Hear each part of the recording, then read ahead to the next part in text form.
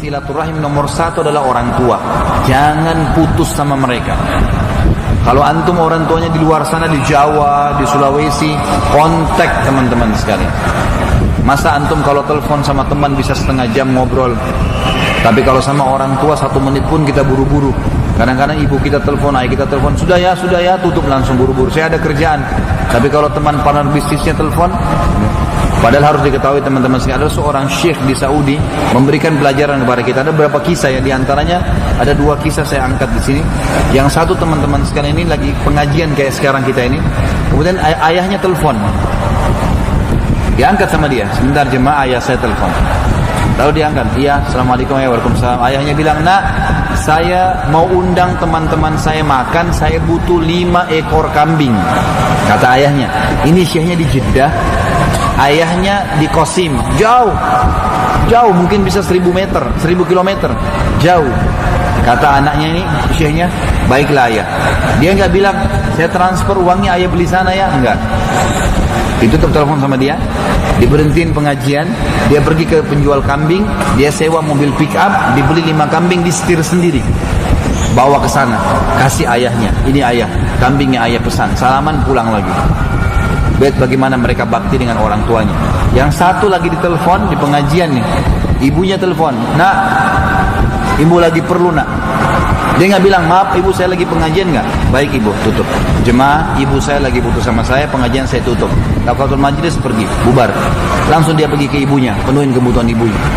Itu saking tahunya mereka tentang bakti orang tua. Dan teman-teman sekalian, coba gunakan, maksimalkan kalau mereka masih hidup. Apa salahnya kalau antum memberikan samponya, memberikan odolnya, memberikan sabunnya? Saya berbagi teman-teman sekalian.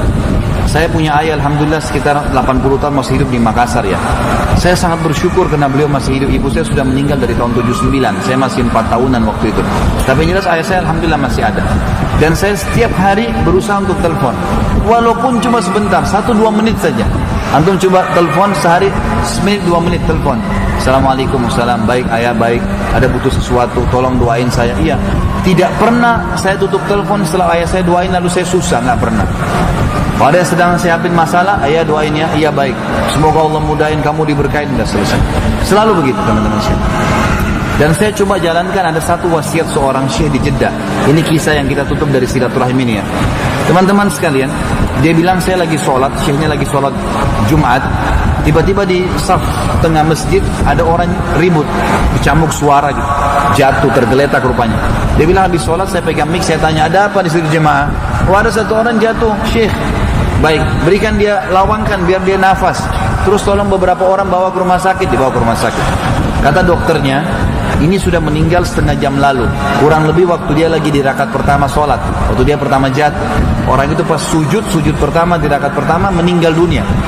Mati. Kata dokternya ini sudah mati dari setengah jam yang lalu. Syekhnya bilang ini luar biasa orang. Ini berarti Allah tutup dengan husnul khatimah ya. Mati lagi sholat Jumat, di hari Jumat itu selamat dari fitnah kubur dalam hadisnya. Terus yang kedua sujud lagi, husnul khatimah.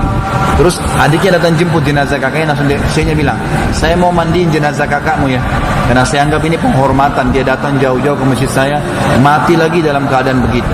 Dan silakan, adiknya bilang silakan, malah penghormatan buat kami syekh mau mandikan. Dimandikanlah. Setelah dimandikan jenazah kakaknya, malam takziahnya, karena sunat takziah 3 hari, menghibur keluarga yang sedang sedih, maka syekhnya bilang kepada adiknya, apa sih perilaku kakakmu sampai Allah tutup, meninggal hari Jumat lagi sujud lagi? Dia bilang begini syekh, kami punya seorang ibu yang tua, ayah kami sudah meninggal, dan kami semua bakti dengan ibu kami, tapi kakak saya ini berbeda. Setiap hari kami kalau ke rumah ibu kami, dia paling pertama ada, nggak pernah kami dahulu dia, pasti selalu sudah ada. Dia laki-laki ya, dia rapiin bajunya di lemarinya, dia yang ambilin minumannya, disisirin rambutnya, dia yang perhatikan samponya masih ada atau sabunnya atau sudah habis, selalu. Kami nggak pernah bisa kalahkan dia di situ. Bayangin teman-teman, sampai sampo dan sabun.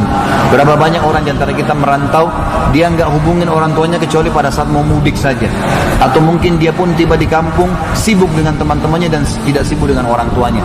Padahal itu puncak silaturahim tuh, penyebab rezeki antum di orang tua.